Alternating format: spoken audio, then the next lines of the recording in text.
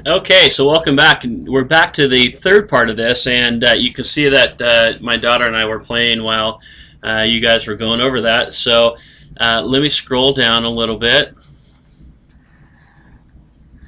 So we'll put my daughter's artwork above us here. Okay, so let's go ahead and look at a few things here. So get back to my white pen, and let's look at some of them individually. So we're going to take here a -1/2, and we're going to put that to the third power.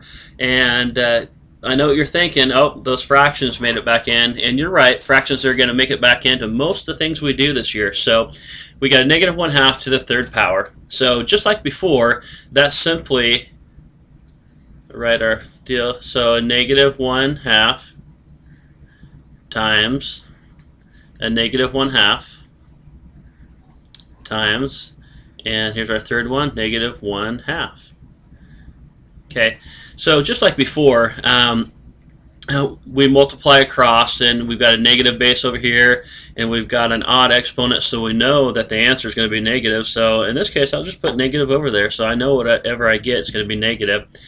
Now, as far as working out the problem, when you've got fractions, they're going to require a little bit more room, and so what I like to do is to work out the factoring part underneath it. So I'm going to take the two first parts of the factor, and it's just multiplication in this case. And so remember that when you're multiplying, it's just the top number times the other top number is going to give you your answer's top number, and then the bottom numbers times each other will give you the denominator of that fraction. So -1 times a -1 simply gives you a +1. Okay, and then 2 times 2 is going to give you 4. So we did this part of it right here. Okay, now we'll bring down the other one. So we still got one of them out there we haven't done yet. So we've got one more -1/2, and when I look at that, we have again 1 times a -1, and this time that's going to be -1, and then a 4 times 2, so that's going to give us an 1/8. So now I'll go ahead and take this back over here. So we have a -1/8. So this original -1/2 to the third power in standard form is a -1/8. Okay, so let's go ahead and take it one step further and start using that into problems. So we've got some limited space. I left out almost running out of canvas here.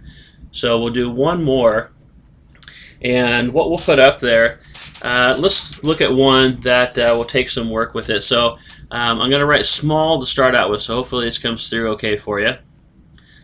So we'll work with a -1/3, and we'll go ahead and put that to the third power. Okay, and then we're going to multiply whatever that is times a 2/3 to the second power. Okay, so before I can multiply these two together, you first have to find out what the factor form of each of them is, and then find out what the standard form, and then multiply the standard forms together. So let's go ahead and do that. Let's look at the first one. So we're going to look at this one, and -1/3 to the third power is just again -1/3 times a -1/3 times a -1/3. There's a negative in there. Okay, so we're going to take the first two parts of it, and we're just going to multiply 1/3 times 1/3.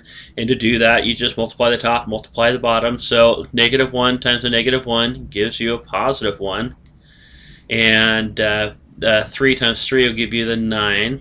Okay, and we still haven't done anything with the last one, the third one. So we're going to bring that one down now.